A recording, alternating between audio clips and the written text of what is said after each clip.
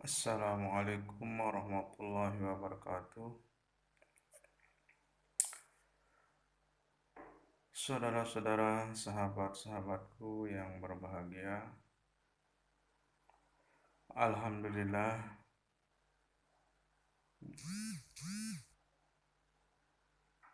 kita bersyukur kepada Allah Subhanahu wa taala atas karunia kesehatan dan keimanan yang dianugerahkan kepada kita sehingga kita sampai hari ini, hari yang ke-17 dari bulan Ramadan,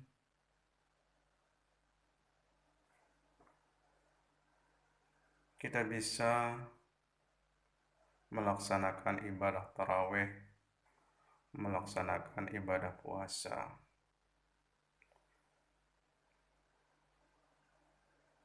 Dan mudah-mudahan bisa menumbuhkan rasa keimanan kita yang tinggi, menempa kepribadian kita supaya menjadi pribadi yang terpuji. Saudara-saudaraku yang berbahagia,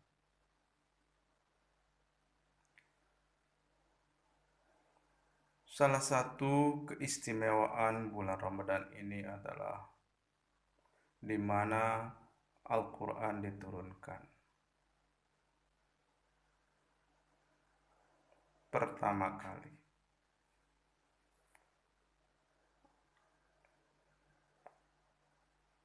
Al-Quran diturunkan kepada Rasulullah Sallallahu Alaihi Wasallam sebagai salah satu pedoman, pegangan dalam berkehidupan di dunia ini.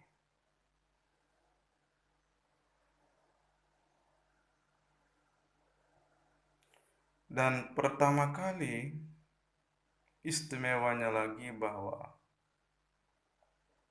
surat pertama yang turun di bulan Ramadan itu adalah surat yang terkait dengan perintah membaca Iqra, Iqra, Iqra.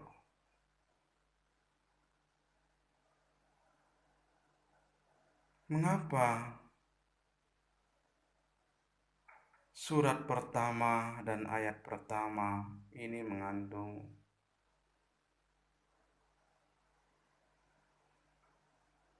perintah membaca kepada Nabi Muhammad SAW? Padahal Rasulullah SAW saat itu adalah dikenal sebagai orang yang ummi, tidak mampu membaca. Sehingga pada saat malaikat Jibril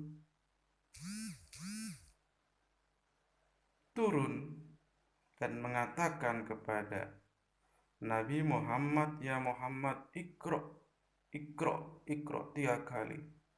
Lalu Nabi Muhammad mengatakan, "Ma ana biqari." Saya tidak bisa membaca.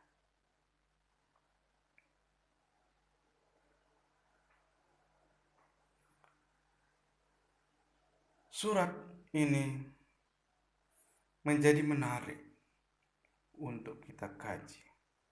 Lebih-lebih ayat-ayatnya, ayat 1 sampai 5 menceritakan tentang manusia, proses kejadian manusia.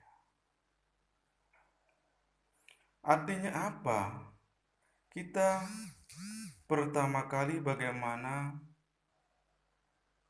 memahami diri kita, manusia secara fisik, manusia secara kejiwaan kepribadian, maupun manusia secara spiritual. Dan jelas bahwa ayat pertama yang diturunkan oleh Allah Subhanahu wa Ta'ala itu mengandung 3 dimensi kemanusiaan tadi. Dimensi fisik, dimensi kejiwaan, dan dimensi spiritual. Iqra bismi rabbikal ladzi khalaq. Wahai Muhammad, bacalah Al-Quran itu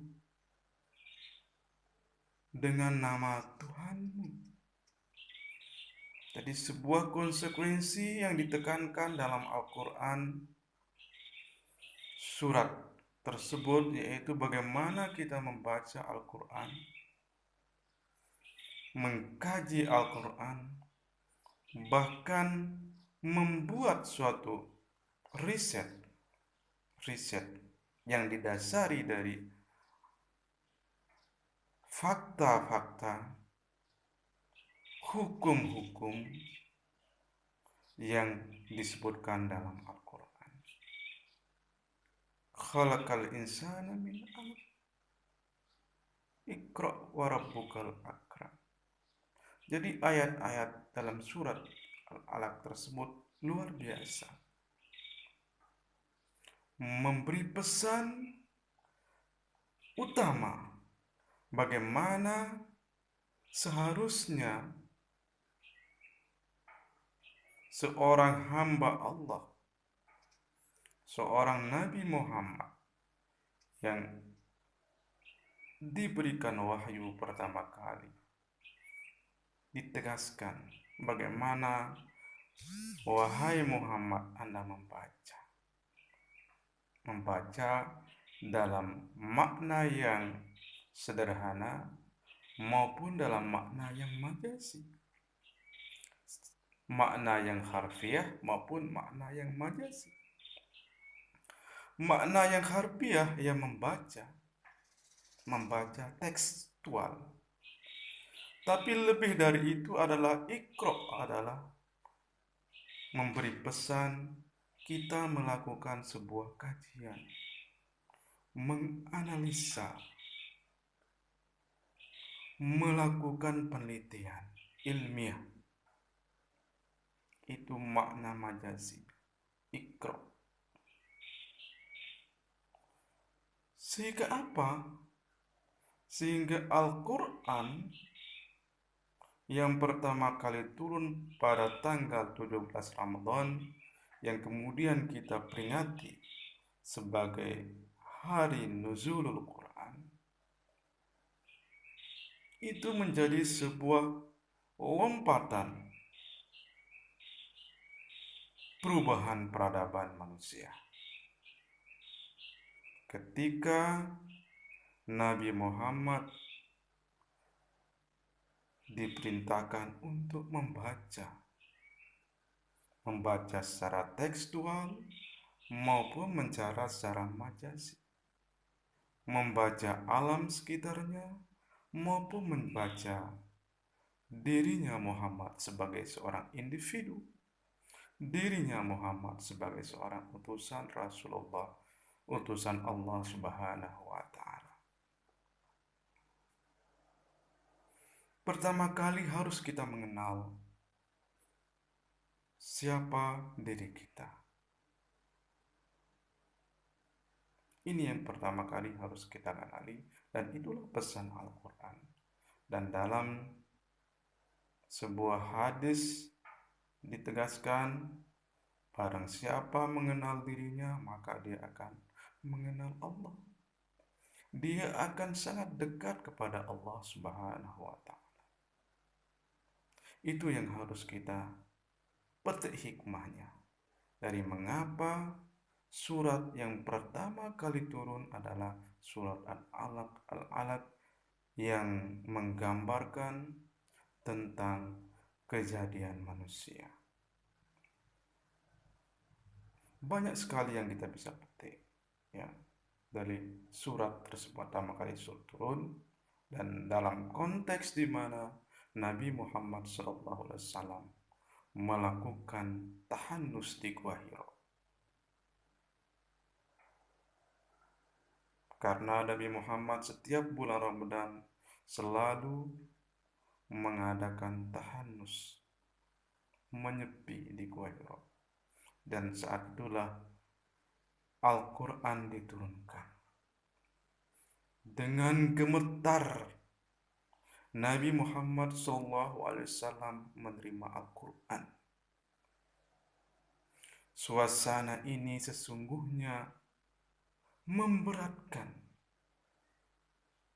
Bahkan dalam satu ayat lain, Al-Quran pernah ditawarkan kepada alam, tetapi tidak sanggup diterima.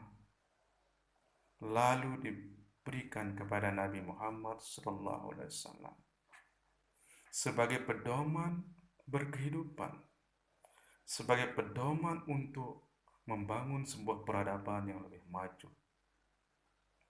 Itulah mengapa Al-Quran sebagai pegangan kita, sebagai way of life,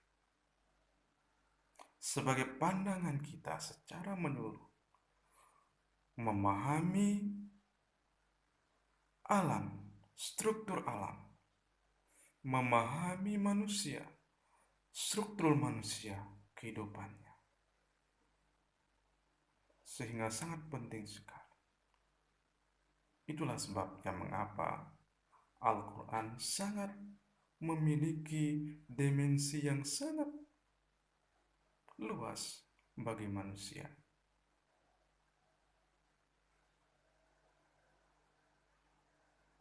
Nah, inilah hikmah yang perlu kita petik pada peringatan Nuzulul Quran. Bagaimana Al-Quran diturunkan kepada Nabi Muhammad SAW sebagai awal membangun sebuah peradaban baru, membangun sebuah budaya baru tentang berkehidupan saat itu di masyarakat jahiliyah. Yang kita kenal bahwa masyarakat jahiliyah waktu itu masyarakat yang bergumul dengan kesesatan, kesesatan akidah, kesesatan ekonomi, kesesatan hubungan sosial, dan sebagainya. Al-Quran hadir di tengah peradaban jahiliyah untuk memulai suatu peradaban yang baru, memulai suatu orientasi kehidupan yang baru, didasari oleh Bismi Rabbika, dengan nama Allah. Kemudian kita memahami esensi daripada penciptaan manusia, memahami manusia dalam konteksnya dengan Allah Subhanahu wa Ta'ala, dan memahami manusia dalam konteksnya dengan alam jagat raya ini. Sehingga Al-Quran bagi kita pada saat ini tidak lagi hanya sekedar dibaca, tetapi sebagai sumber inspirasi, sumber pedoman untuk bahkan sumber ilmu pengetahuan, teknologi, dan budaya.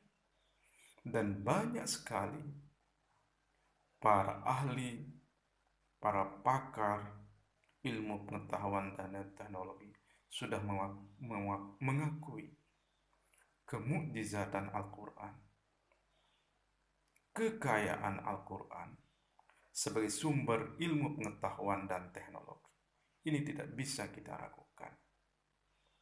Banyak kajian dari ilmuwan muslim maupun ilmuwan yang non-muslim.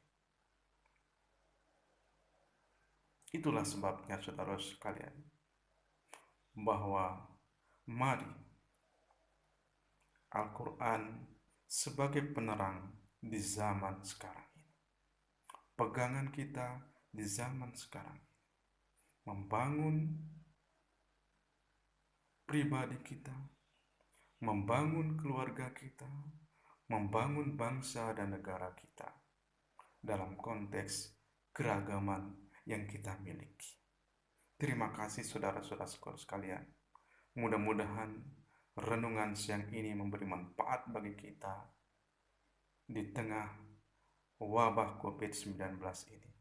Kita yakin bahwa kitab suci Al-Quran mampu menjadi pegangan kita dan bisa kita menjadi hamba Allah, pribadi yang lebih baik, masyarakat yang lebih berperadaban dan penuh dengan kemajuan-kemajuan, capaian-capaian teknologi, kebumian, dan teknologi ruang angkasa yang ingin kita capai. Terima kasih saudara sekalian. Wassalamualaikum warahmatullahi wabarakatuh.